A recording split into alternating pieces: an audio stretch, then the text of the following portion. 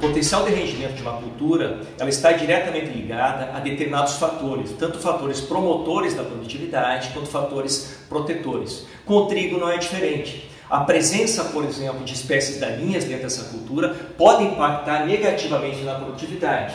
Então, em resultados de pesquisa conduzidos na Universidade de Passo Fundo, nós observamos que a presença de plantas daninhas pode impactar negativamente na produtividade. Então, se nós observarmos aqui com o controle de plantas daninhas, uma produtividade de 6.000 kg por hectare, e numa condição de presença de plantas daninhas, nós já temos uma redução para em torno de 1.000 kg por hectare, o que significa 82% de redução na produtividade da cultura do trigo. Então isso é extremamente impactante e faz com que nós devemos adotar estratégias para diminuir a presença, o impacto dessas plantas daninhas dentro do sistema.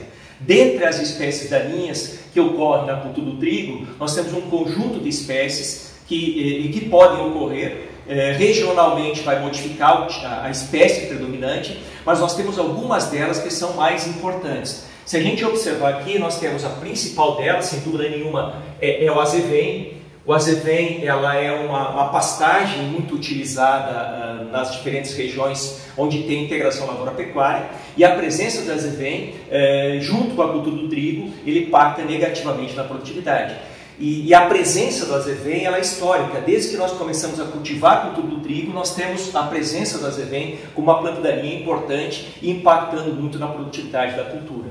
Tá? Além dessa gramínea, né, que é a mesma família, no caso poácea, mesma família da cultura do trigo, nós temos uma outra espécie que é uma espécie cultivada. No caso é a aveia, principalmente a aveia preta, que é a principal cobertura de inverno utilizada no sul do Brasil, e que se tornou uma planta daninha na cultura do trigo em função do mau manejo dessa planta enquanto cobertura e sobrando as sementes no solo e vindo a infestar as áreas de trigo cultivadas no ano seguinte. Então é uma das espécies que nos preocupa e que demanda muito do produtor em termos de estratégias de controle.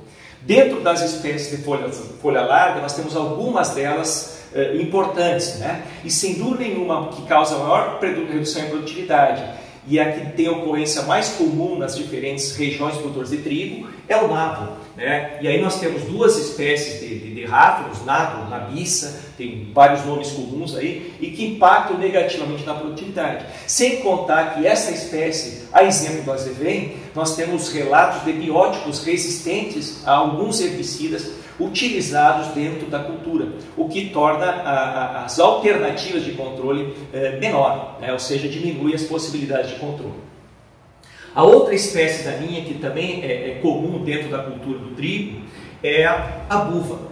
A buva não necessariamente ela é competidora da cultura do trigo, mas é uma planta daninha que, não controlada no período de inverno, por exemplo, dentro do trigo, ela passa a ser um problema para a cultura semeada na sequência, no caso, a cultura da soja. Então é importante, dentro desse contexto, desse sistema, a presença dessa planta. Embora a gente tenha algumas situações também que essa planta daninha pode reduzir também significativamente a produtividade, principalmente naquelas áreas onde o produtor não faz um bom manejo, não faz uma dessecação, uma eliminação das plantas daninhas antes da semeadura da cultura do trigo. Então essas são as principais espécies daninhas que nós temos na cultura. Existem outro conjunto de espécies que podem variar muito também de região para região, de intensidade, mas que algumas delas estão começando a se tornar um problema maior.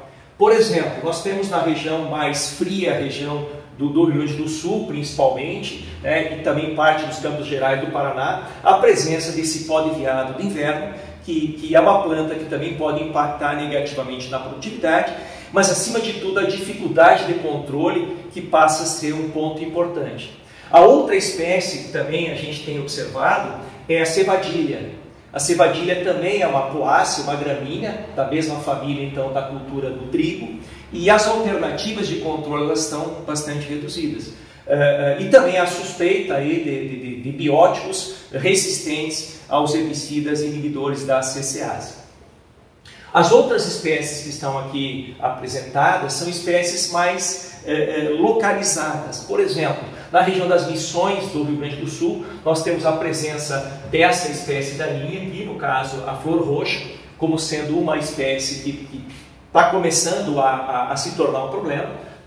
E além de outras espécies também de menor importância, como a serralha e a própria erva de passarinho.